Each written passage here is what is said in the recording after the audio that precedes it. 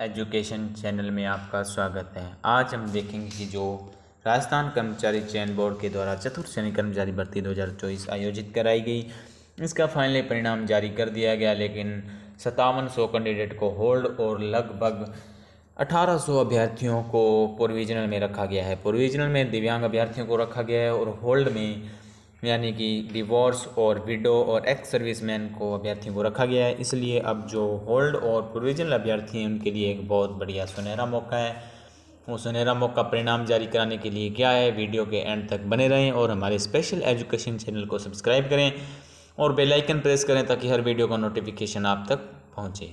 इसलिए आज हम देखेंगे जो आपके लिए एक बहुत बढ़िया मौका है कि आप अपना परिणाम की मांग एक बहुत बढ़िया तरीके से रख सकते हैं। वो मौका क्या है, यानी कि 1 साल वेटिंग नियम को लेकर अब 30 जुलाई को जयपुर में होगा आंदोलन। यानी कि जो एक बहुत बड़ी समस्या हो रही है कि ऐसे कल अपने माननीय आलोक राज जी के द्वारा ट्वीट करके भी बताया गया कि मेरे द्वारा 1 साल की जो वेटिंग लिस्ट है उसका प्रयास जारी है और अब उसके बारे में जो युवा है वो एकजुट होकर यानी आंदोलन करना चाहते हैं। जब तक एक साल की वेटिंग लिस्ट नहीं आएगी तब तक हम ये ज्वाइनिंग नहीं देने देंगे। इसलिए 1 साल तक वेटिंग आना जरूरी है, क्योंकि जिन भी अभ्यर्थियों के कम नंबर बन रहे हैं उनका फाइनल सिलेक्शन हो। इसलिए चतुर्थ श्रेणी कर्मचारी भर्ती में सहित प्रक्रिया अधीन भर्तियों में 1 साल वेटिंग नियम लागू हो करने की मांग को लेकर जयपुर में किए जाने वाले आंदोलन की तिथि में बदलाव किया गया। यानी कि युवा के द्वारा पहले तिथि यानी कि 20 जुलाई थी, उसके बाद यानी कि वो दिल्ली का जंतर मंतर प्रोटेस्ट चल रहा है उसको लेकर एक यानी कि तिथि में बदलाव किया गया। यानी कि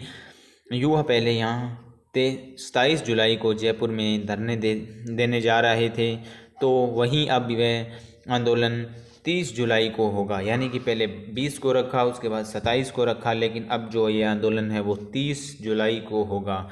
युवाओं का कहना है कि 27 जुलाई को अनुमति नहीं मिलने से के चलते अब 30 जुलाई को आंदोलन का फैसला लिया गया है। यानी कि गौरतलब है कि वर्तमान में प्रक्रिया अधीन भर्तियों में पद खाली रहने का अभ्यर्थियों को डर सता रहा है। ऐसे में अगर प्रक्रियाधीन भर्तियों से 1 साल की वेटिंग नियम लागू होता है तो युवाओं को इससे राहत मिल सकती है।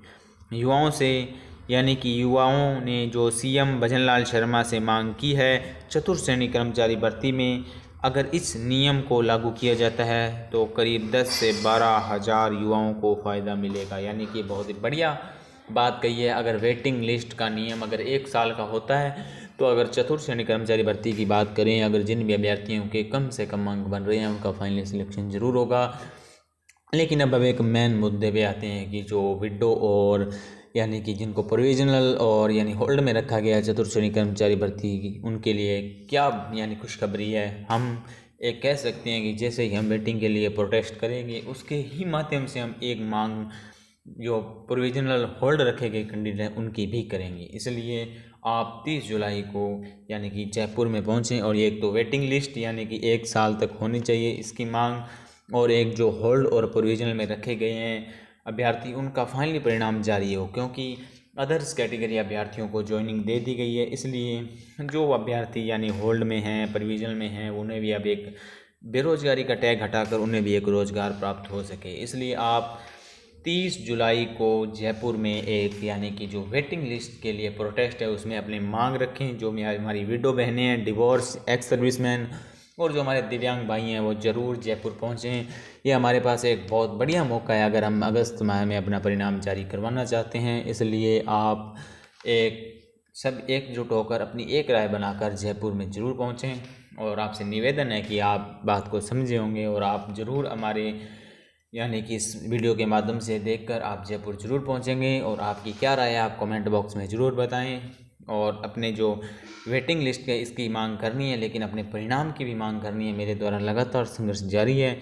आपके परिणाम जारी कराने को लेकर आप भी जो अपना लगातार संघर्ष जारी रखें। हमारी यानी हमें न्याय मिलकर रहेगा, यानी हमने भी एक मेहनत की है, हमको भी सफलता ज़रूर मिलेगी। जो भी आने की 30 जुलाई को प्रोटेस्ट में जाने को तैयार है वो कमेंट बॉक्स में ज़रूर बताएं। धन्यवाद। जय हिंद, जय भारत।